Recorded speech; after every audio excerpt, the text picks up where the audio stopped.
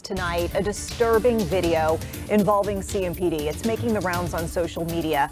This video shows an officer holding a woman to the ground and punching her, with several other officers assisting. And several people within the Charlotte community, they are raising questions as to why things even escalated to this level. WCNC Charlotte's Miles Harris joins us live tonight. Miles, you heard from local activists today. What are they saying about seeing this video?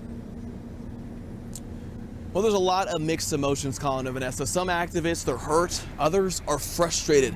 But the biggest question that they want answered is whether or not an excessive use of force was used in this incident. What did you do beforehand to try to de-escalate this situation before you would go and use this type of force? Several Charlotte activists coming together outside the Government Center Tuesday to voice their concerns following a video that shows several officers on top of a woman, with one punching her. Miguel McCarthy with the What is Safe Coalition questioning what led up to the punches being thrown. Because if it would be any one of these males that put their hands on a female in that capacity, the way that officer did, they will have assault with a female. Just because he has a badge does not warrant him to abuse that power. According to the police report, officers were responding to a report of a suspicious person at a bus stop near the intersection of South Tryon Street and West Arrowwood Road in South Charlotte. CMPD says once on scene, they found the woman and a man smoking marijuana. According to a statement released by CMPD, the department says when officers approached the individuals, the woman punched an officer in the face. The statement also says an officer hit the woman's right thigh multiple times and told her multiple times to stop resisting. Now, community members are demanding justice. We did not be on this input group and spend the time that we did, our free time, to try to make this situation and policing in this city better, to make everyone safe in this city, to keep going back in a circle, back to the same thing. Colin and Vanessa, at 6 o'clock tonight, we hear more from local activists and why they're demanding for the release of the body camera footage from this incident as well. Reporting live in South Charlotte, I'm Miles Harris for WCNC Charlotte. Like we mentioned, we have heard from CMPD Chief Johnny Jennings after this video of an arrest in South Charlotte went viral. WCNC Charlotte's Richard Devane just wrapping up that press conference. He joins us now live with the very latest. Richard.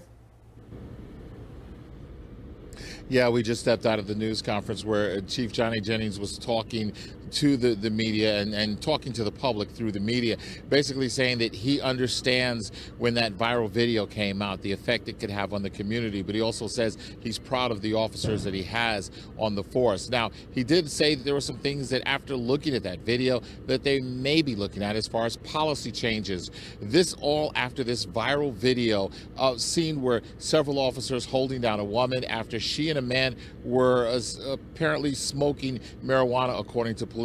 They tried to arrest them, and that's when the struggle, Jennings says, ensued with that woman.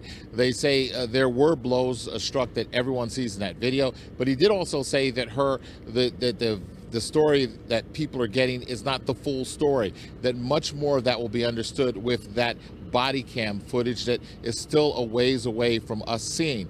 Now, he also addressed, as one reporter asked, some bruises that were seen on that woman's face. That's not part of police compliance. So here's what he had to say about that. We think that if those abrasion or bruising on her face occurred, it would have occurred during that struggle at some point. Unfortunately, that officer's body-worn camera was knocked off during the struggle, and you can just barely see it in the corner of that struggle as it continued above the body-worn camera. So that's going to be part of the investigation, hopefully through officer statements, but it is consistent with the side of her face. And he went on to say that if that was part of the struggle, that would not be a part of them trying to get someone into compliance to arrest them. Of course, all of this, that he says, will be more understood by the public when that body-worn camera is released. How long that'll be?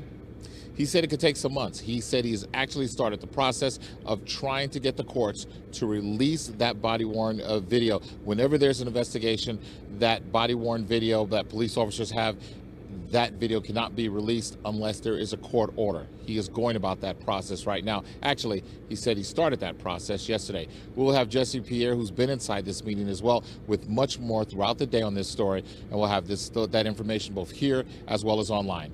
We're at CNPD at headquarters. Richard Devane for WCNC Charlotte. All right, Richard, thank you for that report. Let's turn now to your